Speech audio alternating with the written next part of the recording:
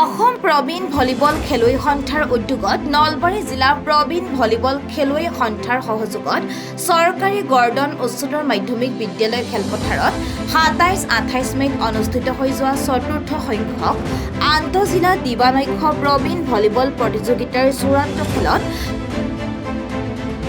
পুৰুষৰ শাখাত নলবাৰীয়ে ৰঙিয়া দলক ২-১ ছেটত পৰাভূত কৰি চূড়ান্ত বিজয়ী সন্মান লাভ কৰে।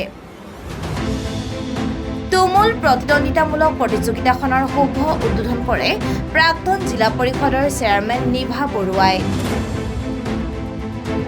আনহাতে মহিলাৰ শাখাৰ চূড়ান্ত খেলত নাহৰকটীয়াই তেজপুৰ দলক ২-০ ছেটত পৰাজিত কৰি চূড়ান্ত বিজয়ী সন্মান লাভ কৰে। এই খেলখন শুভ উদ্বোধন কৰে অসম ভলীবল সন্থাৰ সাধাৰণ সম্পাদক প্ৰকাশ বৰাই। পুৰুষৰ শ্ৰেষ্ঠ খেলুৱৈৰ বঁটা লাভ কৰে নলবাৰী জিলা দলৰ গণেশ কুমাৰে। শ্ৰেষ্ঠ স্পাইকাৰৰ বঁটা লাভ কৰে ৰঙিয়া দলৰ উৎপল নাথে। মহিলাৰ শ্ৰেষ্ঠ খেলুৱৈ আৰু শ্ৰেষ্ঠ স্পাইকাৰৰ বঁটা লাভ কৰে নাহৰকটীয়াৰ পিংকু খাখলাৰীয়ে। শ্ৰেষ্ঠ শৃংখলাবদ্ধ দলৰ সন্মান লাভ কৰে হাওৰাঘাটে। নিশা 11 বজাত আয়োজক সমিতিৰ যুটীয়া সম্পাদক দীপক কুমাৰ দাসে আধৰা বঁটা বিতৰণী সভাত সভাপতিত্ব কৰে অসম প্ৰবীণ ভলীবল সন্থাৰ সভাপতি নৃপেন্দ্ৰ দাসে।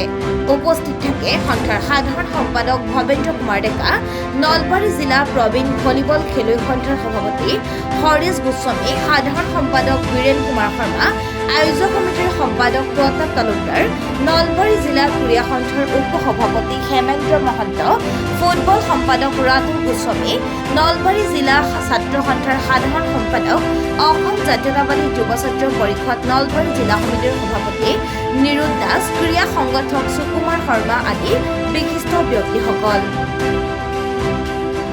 অসমৰ বিভিন্ন জিলাৰ পুৰুষৰ 40-11টা আৰু মহিলাৰ 35 বছৰ ঊৰ্ধ্বৰ 8টা দলে যোগদান কৰা প্ৰতিযোগিতাখনত দুটামান দলে বয়স ফাঁকি দি খেলত অংশগ্ৰহণ কৰাটো দুৰ্ভাগ্যজনক। উদ্যোক্তা সমিতিয়ে খেলপথাৰ থকা ঠাই, খোৱা বোৱাত খেলুৱৈ, খেল পৰিচালক, অতিথিসকলৰ যাতে কোনো অসুবিধাৰ সন্মুখীন নহয় তাৰ বাবে যৎপৰোনাস্তি চেষ্টা অব্যাহত ৰখা পৰিলক্ষিত হৈছে। প্ৰতিযোগিতাৰ দুয়ো দিনতে অসমৰ বিভিন্ন জিলাৰ পৰা অহা প্ৰাক্তন ৰাষ্ট্ৰীয় পৰ্যায়ৰ সুদক্ষ ভলীবল খেলুৱৈ, বিশিষ্ট ক্ৰীড়া সংগঠক, খেল পৰিচালকসকলক গামোচা আৰু মমেণ্টৰে সম্বৰ্ধনা জনোৱা হয়। News desk report RR news.